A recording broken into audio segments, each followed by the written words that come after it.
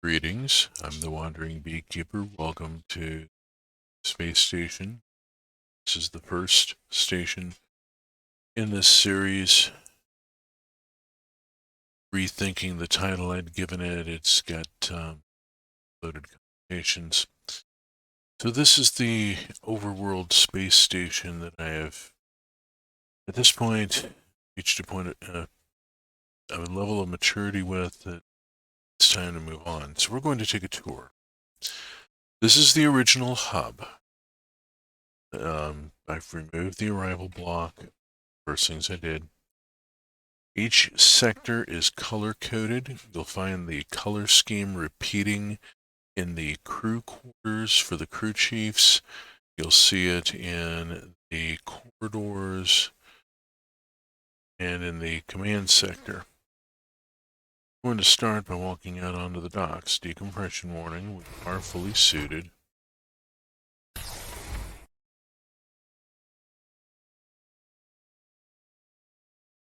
One of the first things I did with this particular station was to build the docks and move the rockets away from the station. It's an incident with the overhang on the command tower on a previous build. It so well. So from here we can see crew quarters marked with the docks and cargo physical facilities blue. Yellow is comms and operations. Comms and ops. Controls launches. Docks and cargo handles the physical facilities out here. Green for life sciences. You'll see red for engineering. That's the command tower up there. Cabling and things. Out here we have all rockets, including a Tier 6 with a sublight engine. Out past it, there's a tank farm. This tank farm supplies fuel. Engine loaders. See, I need to refill the tanks. It's pumped dry, not terribly surprising. There's a lot of piping that had to be. So, we'll zoom back in here. Let's pause for a moment. Here's the back of the suit that I'm wearing, by the way. This is the heavy Galaxy Space suit. I've equipped it with the electric jetpack, and I have a shield generator creating the rippling effect. From the front, it's, well, no less terrifying. Yeah. It's somewhat disturbing to watch when it moves. Let's start with life sciences. Hydroponics and life sciences. I love the Space 1999 retro vibe here. Hexagonal glass. It's Doctor Who. This is Sector 1. Sector 1 leads to domes 1 and 2. Oxygen production A and B. These were the first domes built. This is where we set up the collectors. There's trees, added a lot of extra leaf block in order to kind of boost oxygen production. A little bit distant, really, we'll need to bring collectors down closer to the leaves. We learned. And Oxy 2, a jacaranda, and a flowering cherry, and a gin tree. Some halo of pipe and wire, now standard. Gives me the spacing I need to put in collectors, sealers, whatever. Takes a stack of 5 sealers or to seal one of these domes.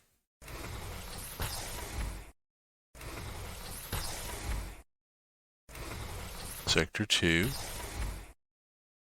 Sector 2, Dome 3, and Dome 4, food production A and B. Food production A gives us a number of things. First off, we're now using a aerial halo of leaf block under the leaf collectors in order to optimize collection. This also clears space down below for putting in crops. This is predominantly wheat, soybean.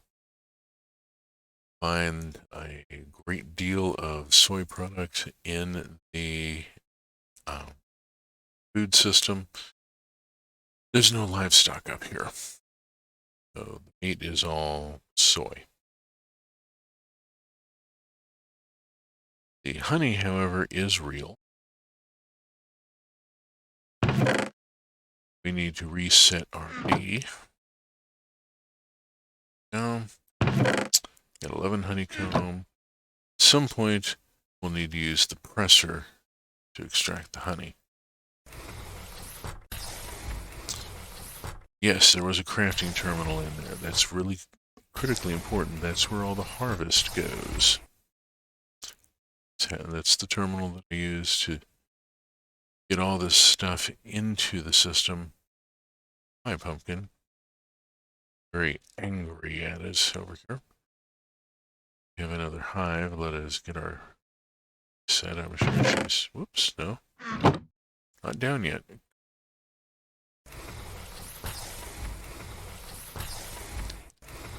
Sector 3. This is the last part of life sciences.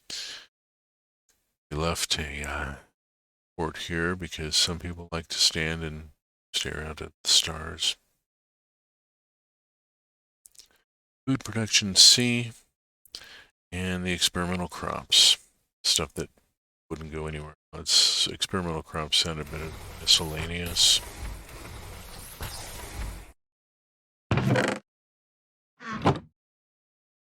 Here we have a little bit different layout. Zigzag with the water just to keep it interesting, visually stimulating. This just about finishes up all the Harvestcraft crops. I've got most of growing. And here again, the halo leaf block using flowering oak. This one. There's all the solar panels up there. We'll have a look at them closely later when we come outside, but yeah, waste not, want not. There is solar energy to be gathered. Let us capture it and system. Yeah. Always a possibility of the reactor running out of fuel or something. I was able to get a cinnamon tree and a maple tree to grow. Big. Have not been able to get any of the other Harvestcraft trees to grow. I suspect it's a config file issue where they simply need to be enabled to grow in this dimension. Haven't sorted it yet. Haven't gone digging for it yet. The last few of the crops that weren't yet growing, and at least I've got a couple of things. And some space for whatever else turns up.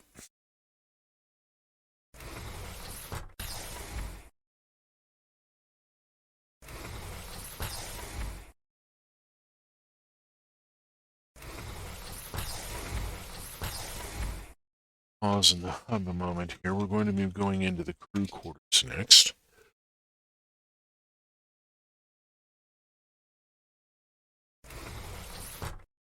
Through the airlock and into the crew quarters, Sector 01. This has the Commons and the Galley. This let's have a look at the galley first. I mean, everybody wants to go hit the kitchen. Yes, it is very pink. Those are actual cookies. You can actually take them out of the cookie jar, and your character can actually eat them. Toaster, microwave. Microwave actually will cook if you throw meat in it and push the start button, it turns into cooked meat. The cabinets is not anything really in them, but you know, you're kind of expected to. The kitchen counters have drawers you can put stuff in. The blender doesn't do anything, it's just for show. Same with the sink. Oh, wait a minute, this one works. Yeah, forgot. I got this one working. It's got a hidden source block down below it, so it will fill. Dishwasher, which will repair your tools and shields. Here we have a crafting terminal. We'll come back and look at that in a second. Stove, which will actually do various things. Fridge and freezer, which have functionality. Up here is the grinder. Some imported beef here. Let's go on and collect this imported ground beef. We'll need it in a second. The bin. Put stuff in, and if you hit empty, that stuff is gone. Taken care of. Replicator technology. Let's take this ground beef and just drop it into the grid. And now I have that ground beef available here. A lot of auto crafting built into this. Curry powder currently. Let's see if I can. Yeah. There. Now I have 10 curry powder. So there's a lot of auto crafting in the system. We'll look at it more in depth when we go over to engineering. You can actually see the test kitchen over there and the engineering workspace. We should have made the engineering core 10 blocks long. Right, spaces on. The galley got a little crowded as a result. Although it has everything it really needs. I mean, what do you think? And then we have the commons. Over to the commons. And this is sort of the common area. Various storage as a replicator terminal, same as in the kitchen.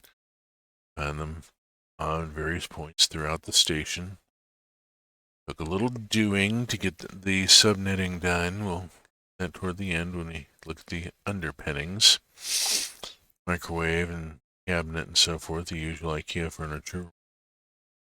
The washing machines will repair your spacesuits and armor, which is kind of cool. The stools are actually usable, so you can sit here and at the counter and look out at the ships getting for departure. Pop off of it. Yeah, come on, there we go. Let's see, wrong direction. I get turned around. Station. Crew's quarters. Here we have the quarters of Thacker O'Malley, who is the crew chief for life sciences. Here's that green color coding that you see all through the station. To do with life sciences. We already saw it extensively. The lamp does in fact switch off. We'll have to pretend that the window can be opaqued so that the light coming in is blocked. TV doesn't actually do anything yet. Eventually I'll go through and program them all, get them pointed at animated GIFs but you know. You'll see the same design, same layout in all 4 of the crew quarters. So let's just look at this once in depth. The desk does have storage, so does the nightstand.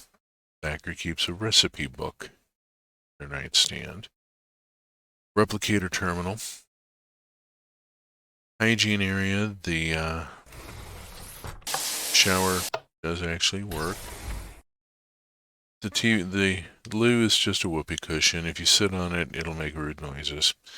This sink doesn't work because the sinks in Mr. Crayfish's mod don't hook up to actual plumbing.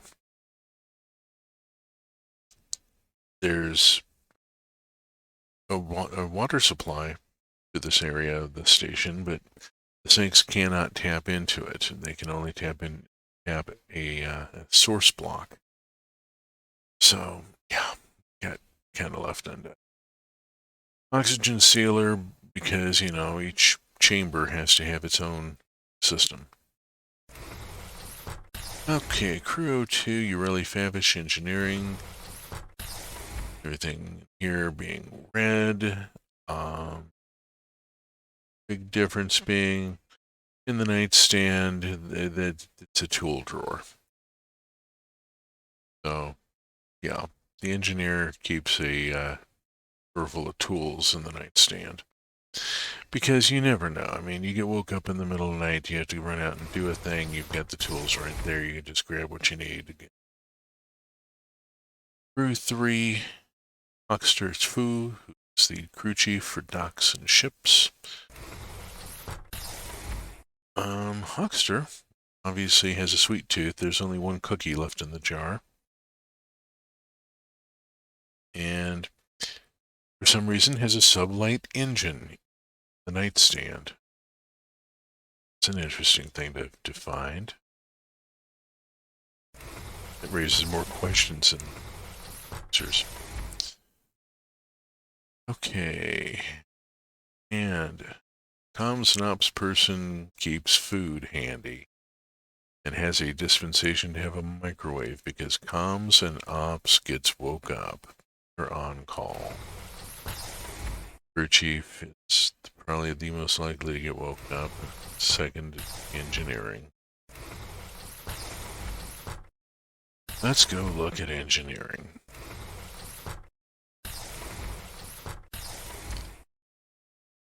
First, let's look at the test kitchen because this is kind of a marvel. We'll gloss over this, it's for show. This is where the real stuff happens. Standard crafting terminal. Let's say I want sandwich. I want a chicken sandwich. Okay. Boom. I have a chicken sandwich. It's that simple. It really is that simple. Because I have a lot of things set up with autocrafting. This is a pattern terminal. This is where you teach the system to make the thing. So let's say I want to know how to make a ham and sweet pickle sandwich. Oh, we got a missing ingredient. What we're missing is going to be our cooked tofacin, and get tofacin. Yeah, that's going to be processed in heat, so that's going to have to be fixed. That's going to have to be just loaded in. Can't quite do anything with that. Grilled cheese sandwich, on the other hand. Cheese, Vegemite. Let's see if it lands. Yes, that lands. Now, if I hit this button, this becomes an auto-craftable item. Just like that. It's not actually a sandwich. That's an encoded pattern. Clear the work table.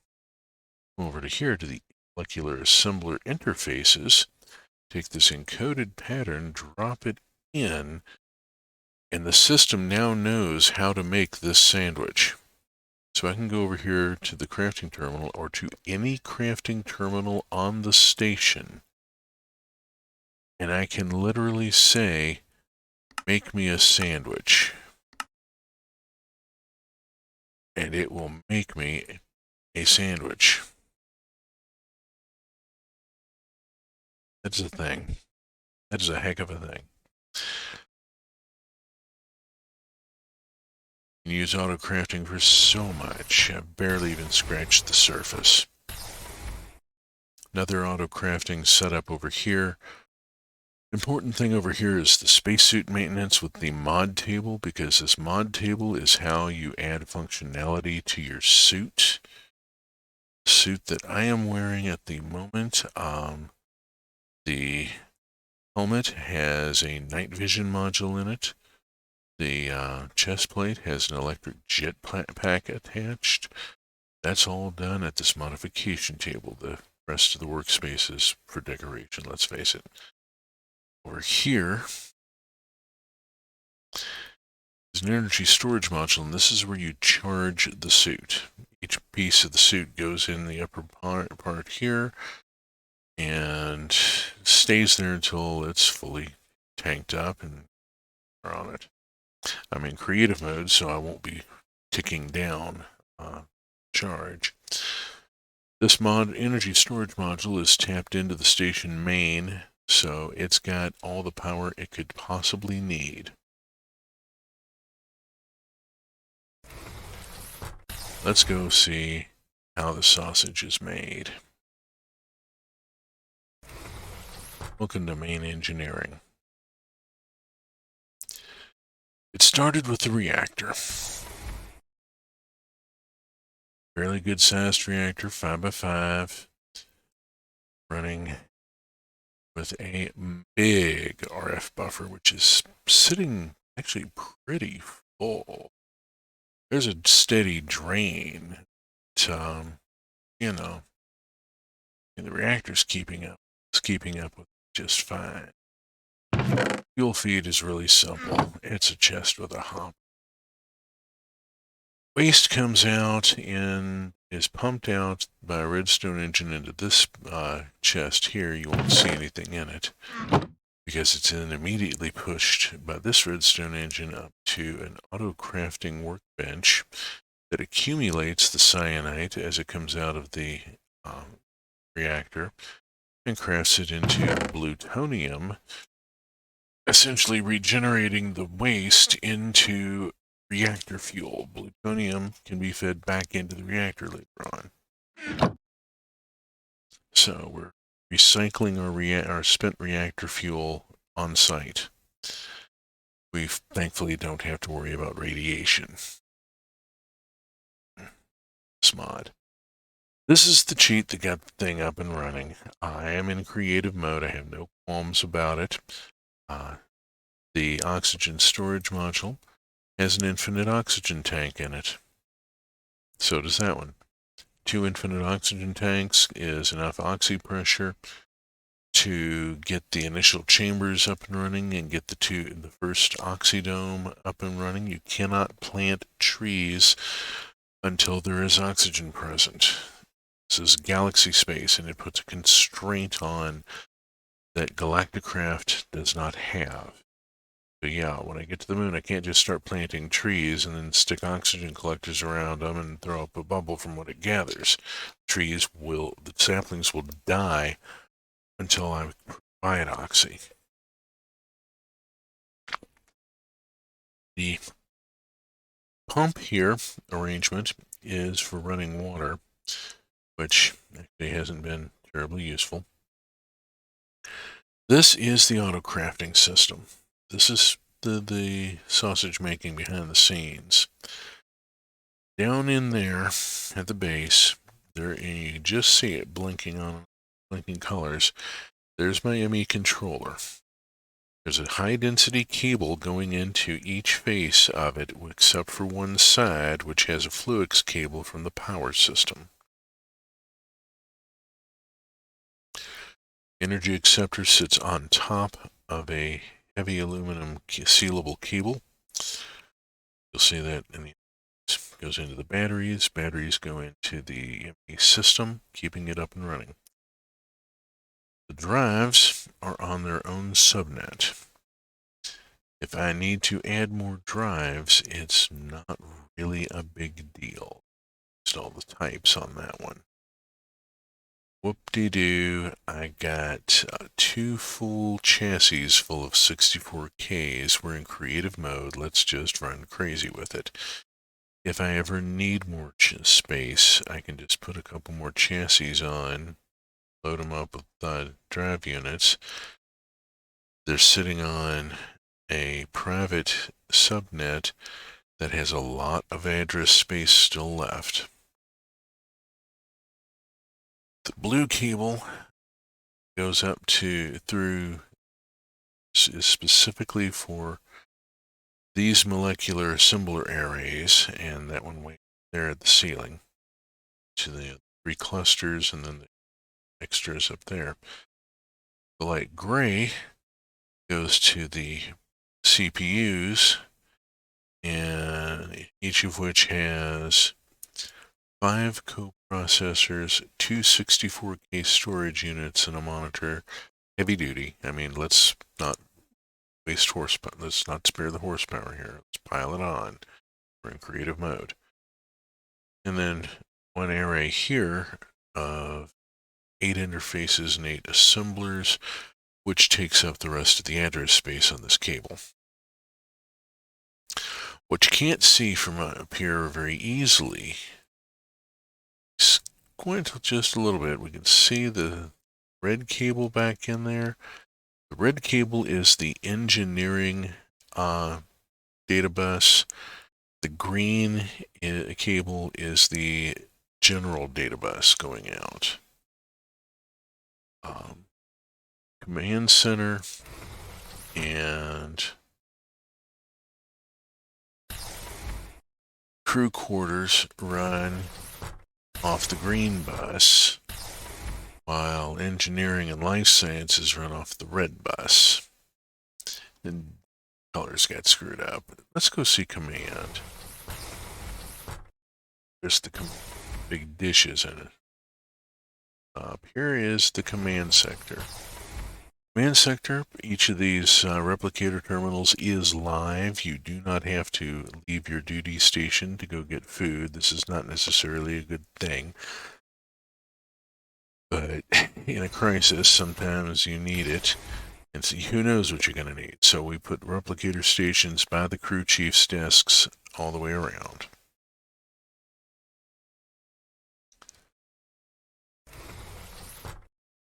This gives you, like here for life sciences, we got a view out across the domes. Engineering looks back to, well, not much. It's not very scenic. Docks and cargo looks out to the crew quarters, and comms and ops overlooks the docks.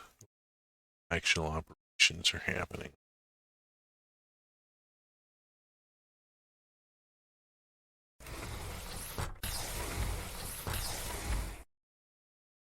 Let's go have a look at the sausage making here. Let's fly under the station. It's a bit of a spaghetti under here, I tell you. The tank farm alone, you got 3 sets of 3 pipelines. One for that wing, one for this wing, and one for that one. And getting them around each other is cool.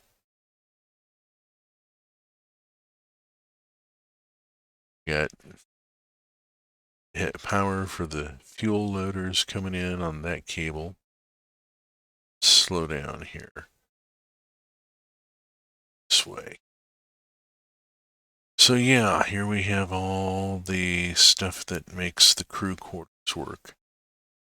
The power and oxy to their oxy sealers, the Fluix line here that takes it takes a channel off the main data bus, goes up to the replicator station, crew quarters. Water that comes out here and then just doesn't go anywhere. Oh well. I've been profligate with the dense cable. That stuff is expensive in a survival world. It would be much better to have P2P going with conversion stations every so often and using fluix cable rather than the dense cable most of this. But on the other hand, it does give me color coding, which I dearly love, as you can obviously see. Back here by engineering, it gets to be a bit of a snake pit, as the green main data bus and the red engineering bus intertwine, feeding the various parts, the spaces and so forth. And then there's this cheater cable. And the cheater cable jumps a few open gaps, which is a real no-no around here. That's putting tension on the cable in a bad way. It's it's irresponsible design, you know. Needs must. I really needed Dome 3 to have a terminal, and there weren't any channels left on the green bus by this point. As you can see, the original cable went here to the green bus, but I discovered that I was out of data channels by the time I'd gotten out this far. So had to do something, and rather than running it all around, I just ran it across. Screw it. It's not like I'm trying to win any awards for design here. I know my cable management is a bit of a nightmare. Oops. Wrong button.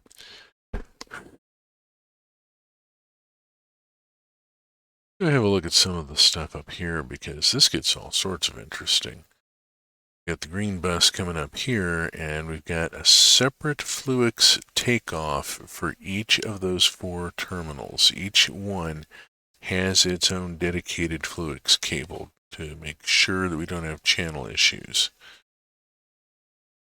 The solar systems feed into high-density energy storage clusters, which then feed down into the station main bus at various points. You'll see these energy storage clusters.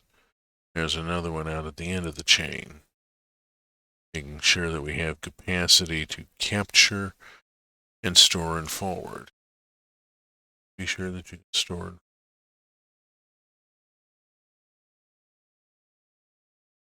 It gets all sorts of interesting when you start bouncing around out here. Get the Deep Space Nine theme going through my head sometimes. But this station is done.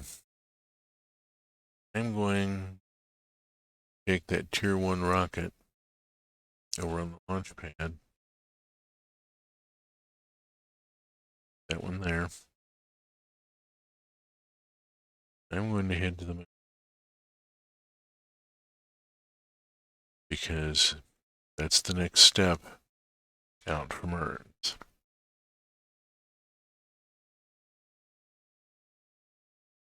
We will see how far the series goes as I push on further outward. At some point, inward, because there's Venus and Mercury to contend with. That's going to be quite a challenge. Looking forward to it. This has been a tour of Station 1 of the expansion series. I'm the Wandering Beekeeper. Thank you for joining me.